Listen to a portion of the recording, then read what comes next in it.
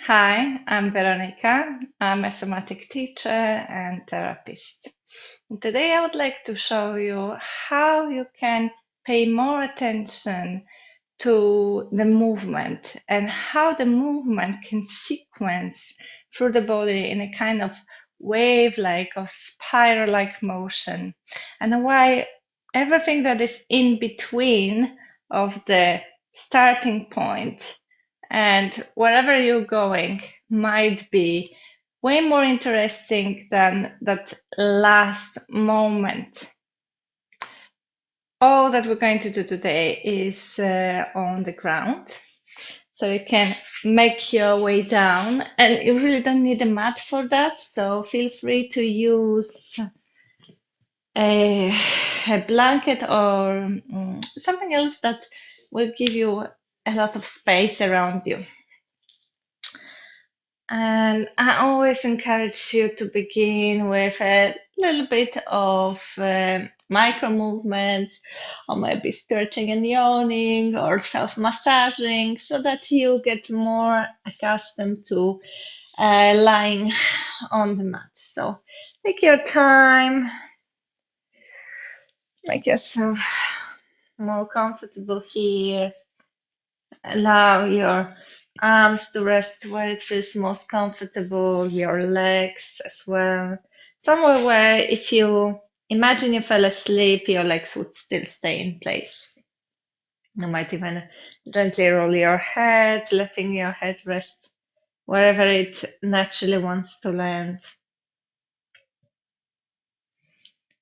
And first, always give yourself the time to feel for the meeting points between the body and the floor. So in this case, it will be the soles of your feet, the back of the pelvis, the back of the rib cage, your shoulder blades, some parts of the arms, and the back of the skull. You might also see what is around you. Be aware of your surroundings.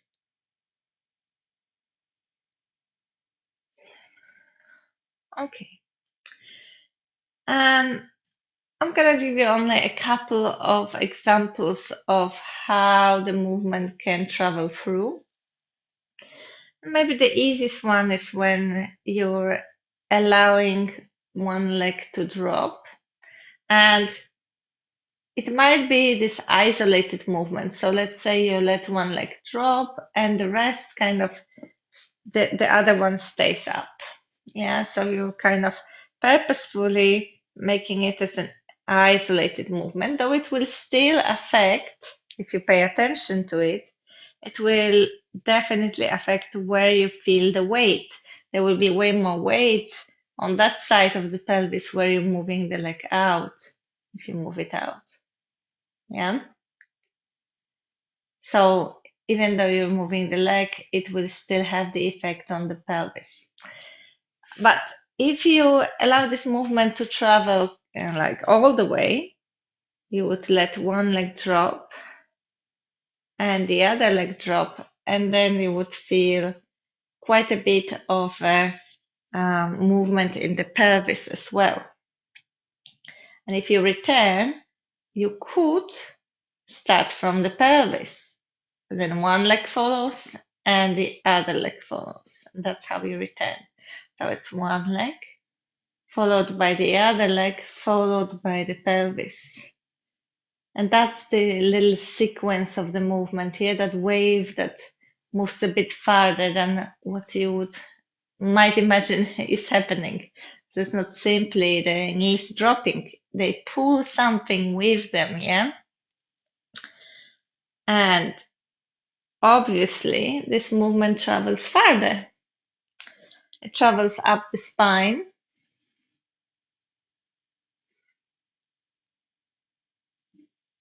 So if you give it a little bit of space and you start noticing how your head reacts to all this, This movement travels through your whole spine, and at the end of this, your head will most likely roll to one side. So think how many different types of sequencing can happen here.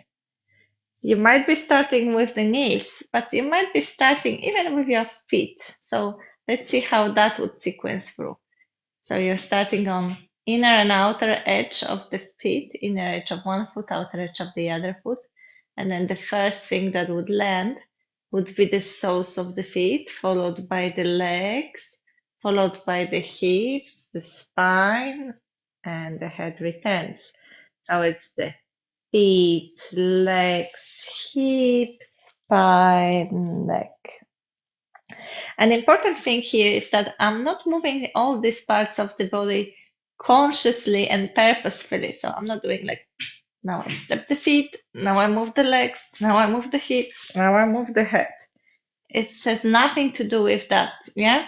It's just allowing this movement to travel through the body. And my body is just following it in a very smooth way. So it's more passive.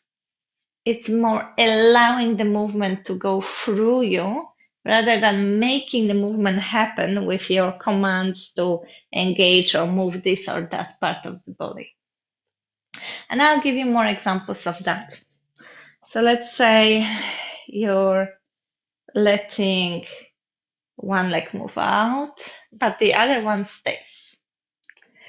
And depending on where that other leg is, the movement will travel in a very different way. So let's say you've decided that you want to keep that really even footprint through the entire sole of the foot. And that will create that upward direction of the knee. You might be giving the weight down through the foot from here, vertically down. It's a similar sensation when you want to stand up from the chair and you give all the weight to your feet. In this case, only one foot, right? So the very moment you start doing it, it already changes something. There is a little bit of engagement in the leg itself, but we're less concerned here with what the muscles do rather than kind of following through all those fascial patterns that travel all along the body, and maybe even diving deep into what happens to your internal organs, how they change the position in relation to one another, how there's more or less space inside of you for those organs. So all of that is interesting. If you kind of rush to get to somewhere you think of as a goal, you miss all those interesting parts along the way. And so if you're giving the weight evenly through that foot, it will create more of an, eventually, once you start getting there, more of an arch in the lower back and in the spine in general. And most likely, again, your head will start rolling as a reaction to this movement. But you could also let this leg stay on an angle, somewhere more towards that leg which is down. So let it kind of drop wherever it would drop naturally. It would be in the air. If it's lying on top of the other, it would require a lot of like kind of purpose effort from you. So here you kind of let it drop wherever it wants to drop. This is your natural angle, whatever it is for you. And now you're ending up on the inner edge of the foot. Yeah, so more of the weight is on that inner edge. And here is the same. So you might have like this tendency to, okay, let's start moving from somewhere in the middle, and you might start lifting the hip or anything like that. So that's not what is interesting. This is revealing only your patterns of what you would normally do, of these automated patterns. But here, you really sequence it from the foot. So the first thing that happens is that you're giving the weight for the foot. And you might start very slow, very small, and then release it. You might start small and release it, and do it a good couple of times to make sure that nothing else kind of goes in ahead of its sequence. And what you're most interested is like you're really diving in. Maybe you prefer to close your eyes for that. Maybe you still want to feel where you are. When is that moment? Where that movement reaches? If you wanted to kind of point it now, where is it now? Okay, now it's in the pelvis. And then where is it now? Oh, it moved higher.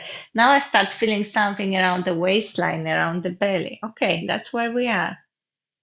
And then if you give a little bit more of the weight, it will start creating some sensation, maybe around the diaphragm and around the rib cage, right? So it now creates a lot of new sensations on the other side of the body as I'm getting into this kind of twisted shape. And again, if I want new sensations, or if I want it to for really travel through the whole body, maybe I keep the arm by the ear and then check again what changes here. Aha, now this arm also becomes part of this entire line that starts from the foot, travels through the leg, through the hip, through the rib cage, and aha, if I keep on going farther, it usually will take me somewhere in a kind of spiraling corkscrew motion. So if I'm very, very deliberate and obstinate about continuing this movement, eventually this will start having its effect on that arm that will begin to lift and on the head. And that's how I will kind of move towards lying on the side. If I continued and kept on rolling, I would be more like the legs now block my way, so I cannot roll all the way to the front, but my forehead can. My nose is touching the ground now. And to return, I cannot anymore rely on that leg unless I use it for pulling. So I have to push from below, from that limbs which are resting on the ground.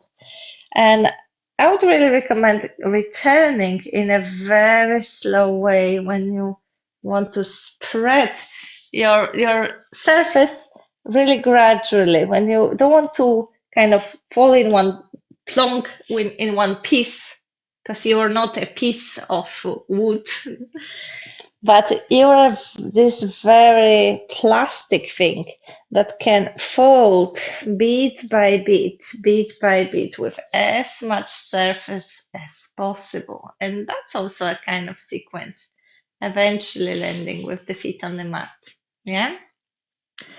And with these kind of movements, it really doesn't do you any favor to rush through it unless you've done it hundreds of times, but in a very conscious way, slowly first, and then it's kind of easier for you to feel it much sooner. But in the beginning, it's going to be like quite a slow process of discovery. In the beginning, I mean like some first 5 years, if you're doing it every day. I'm not even joking. So really, there is so much to discover along the way.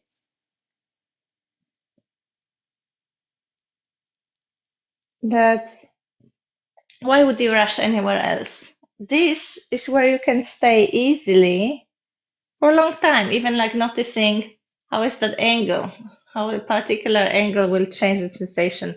What if you put the leg here? What if you put the leg there?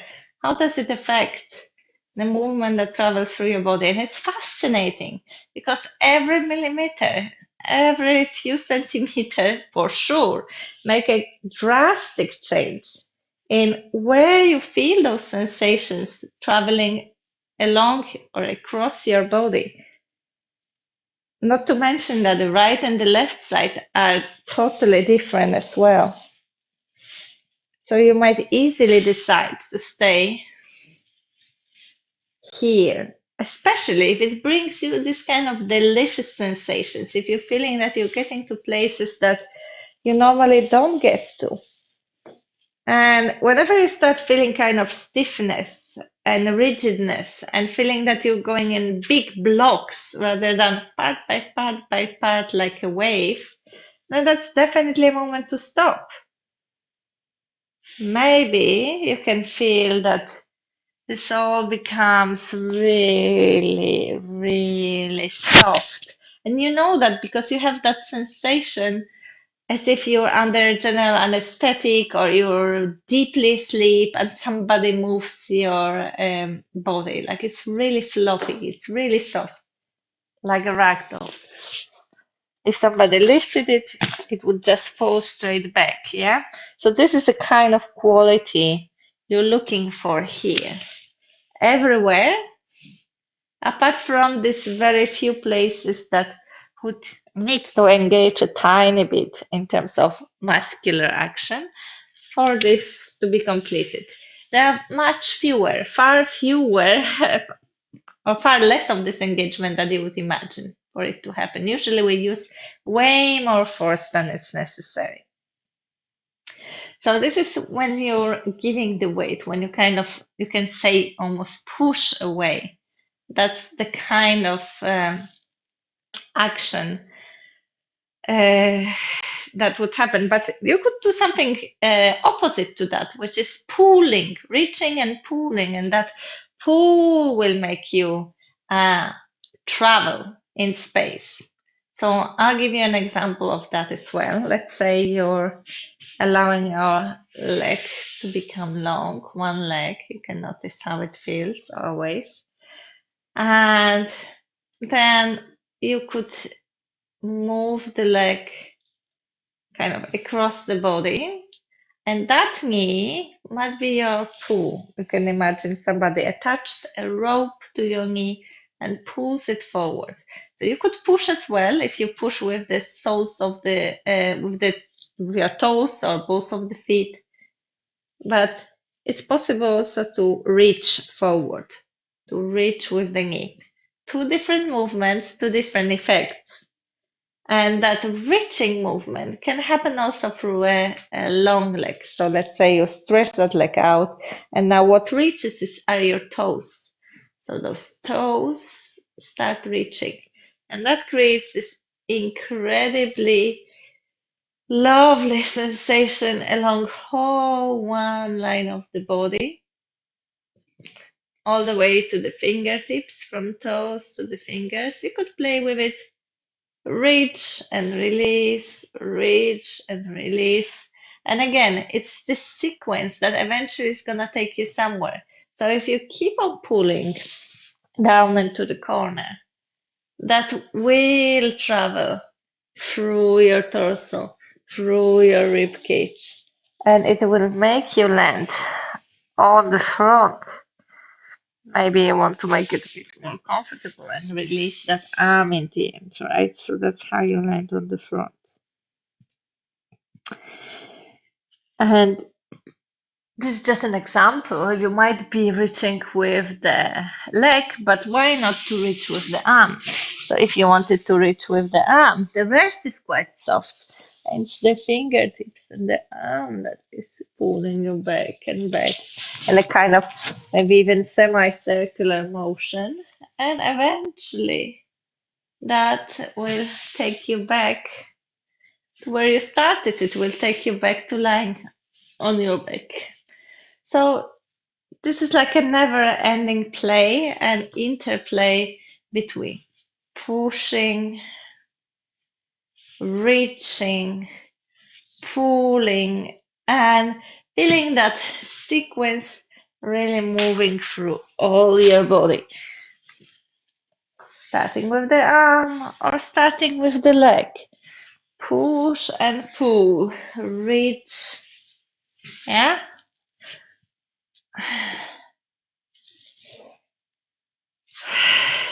So this will be the examples of doing it in a more one-sided way, yeah, one limb starting it. But you could easily feel the same kind of wave going through you if you work with two limbs at the same time. So the easiest example would be a pelvic tilt if you land with the feet on the ground. You could start giving the weight down through the feet. Again, you could combine it with the reach, so your knees reaching forward and up. If you place your hands on the sides and slid the palms down, so this is the direction your fingers are pointing at, that's the direction where your knees are reaching. Exactly there. So the knees are reaching forward and up, and you're giving the weight vertically down through the feet. And that's why through the combination of these two movements, you immediately start feeling a lot of changes in your body. So the very moment this starts happening, your pelvis starts reacting. You began with the neutral spine. When you start giving the weight through the feet and reaching through your knees, your pelvis rotates and your lower back becomes much closer, or it really gets quite deep into the mat. And here you might move it like a pulsating movement, so kind of coming in and out of it. And that might be interesting in itself.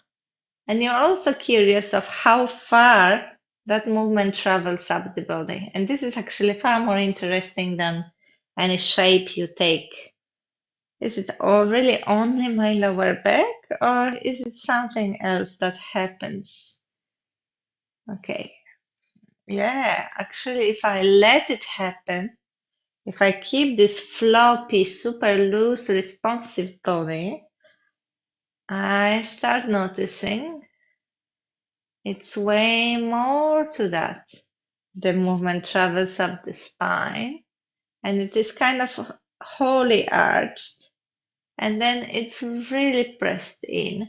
But the neck seems to be doing something opposite than my lower back is doing.